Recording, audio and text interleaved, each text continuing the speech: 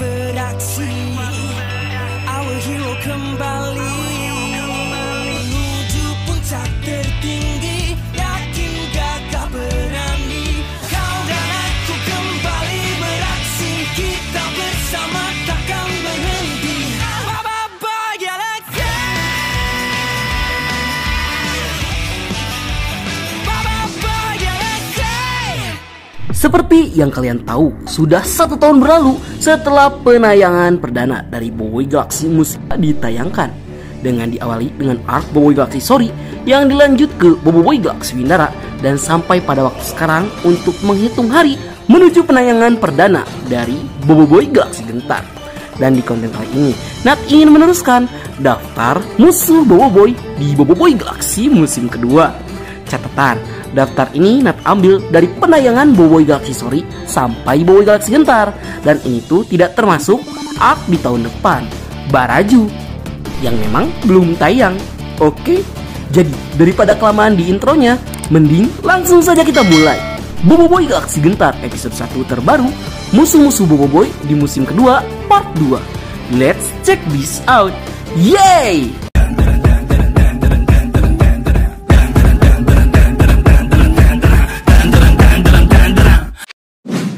7. Jenderal Cikada.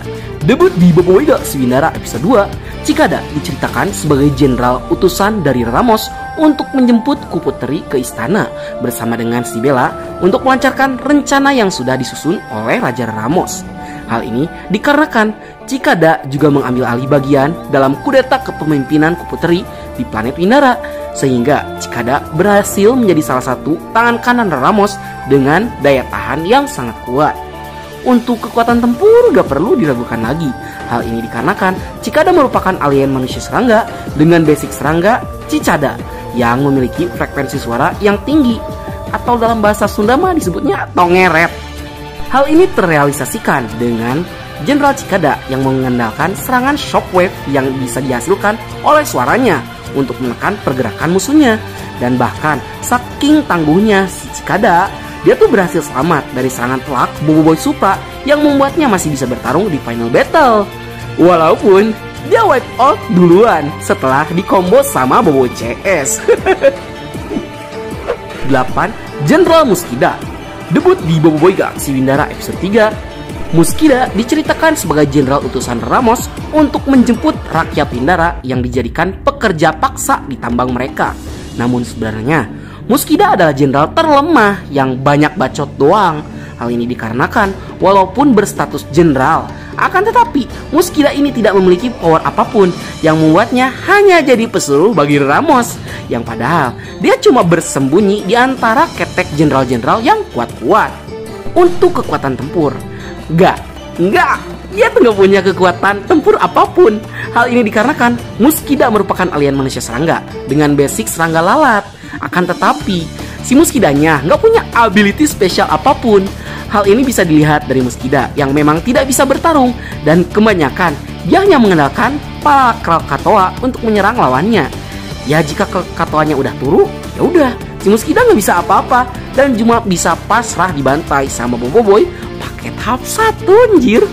Fun fact, berbeda 180 derajat dengan versi komiknya yang merupakan alternative story, yang dimana si Muskida ini adalah leader dari jenderal berlima yang sangat kuat dengan kemampuan manipulasi lalatnya.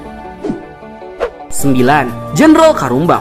Debut di Boboiboy Galaxy Windara episode 4, Karumbang diceritakan sebagai jenderal utusan Ramos yang berperan sebagai eksekutor para pemberontak. Namun sebenarnya Karumbang adalah tangan kanan Kuputeri yang sangat setia, namun dimanipulasi oleh lampu bot. Hal ini dikarenakan walaupun berstatus jenderal Ramos, sebenarnya Karumbang adalah karakter baik yang dimanfaatkan oleh si Ramos dan sempat dianggap mati oleh Kuputeri dan Maripos setelah peristiwa di 100 tahun yang lalu. Untuk kekuatan tempur nggak perlu diragukan lagi. Hal ini dikarenakan Karumbang merupakan alien manusia serangga dengan basic serangga kumbang tanduk yang memiliki cangkang atau kulit yang sangat keras seperti baju zirah tempur.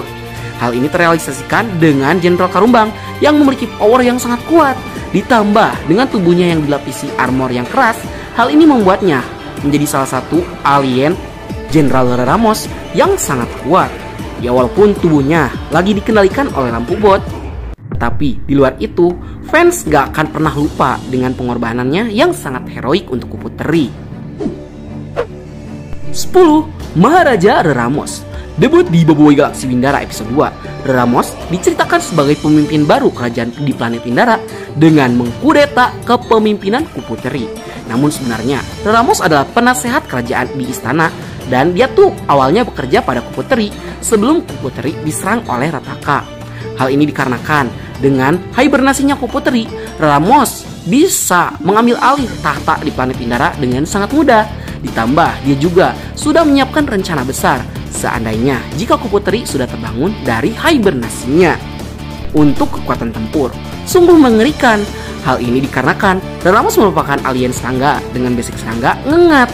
Akan tetapi dengan buff yang bisa diberikan oleh Cocoon Bot, Reramos mampu memodifikasi DNA-nya yang ditambah dengan DNA laba-laba menjadi Reramos Hybrid, yang dimana dalam bentuk sempurnanya Reramos memiliki kemampuan dari kedua jenis serangganya, sehingga dia itu bisa terbang dan dia juga bisa mengeluarkan jaring. Namun yang paling mengerikan dari kemampuannya adalah kemampuan regenerasi instan, yang dimana dia itu bisa menyerap inti kehidupan dari orang lain atau alien lain supaya bisa pulih kembali. Banget. 11. Rosaksa. Debut di Boboiboy Galaxy Gentar episode 1, Rosaksa nanti bakal diceritakan sebagai sebuah entitas yang terbentuk dari berbagai jenis robot yang digabungkan paksa melalui kuasa Codebot yang bisa memprogram ulang mereka. Hal ini dikarenakan akan ada cerita baru sih yang menceritakan asal mula Rosaksa diciptakan dalam versi animasinya, dan bisa jadi karena murni ulah Codebot yang melindungi diri ataupun ada campur tangan pihak lain yang memang merusak Codebot. Untuk kekuatan tempur, nggak perlu diragukan lagi. Hal ini dikarenakan Codebot memiliki kemampuan yang sangat unik untuk memprogram ulang berbagai jenis robot supaya bisa digabungkan antara satu sama lainnya, sehingga membentuk sebuah entitas robot yang jauh lebih kuat.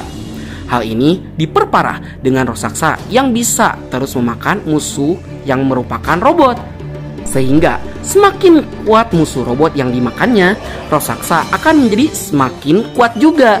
Ya dikarenakan Rosaksa itu bisa menggunakan ability yang dimiliki oleh robot yang dia makan. Dan gak kebayang sih betapa kacaunya galaksi jika seandainya waktu itu Boboiboy gak berhasil menghentikan si Codebot ini. Baiklah, sekian dulu untuk konten kita kali ini. Menurut kalian masih ada nggak villain atau musuh Boboiboy yang nggak sempat Nat sebutin di kedua part ini? Silahkan tuliskan di kolom komentar ya. Dan bagi kalian yang suka konten seperti ini, jangan lupa untuk like, share, dan subscribe, dan bunyikan tombol lonceng notifikasinya.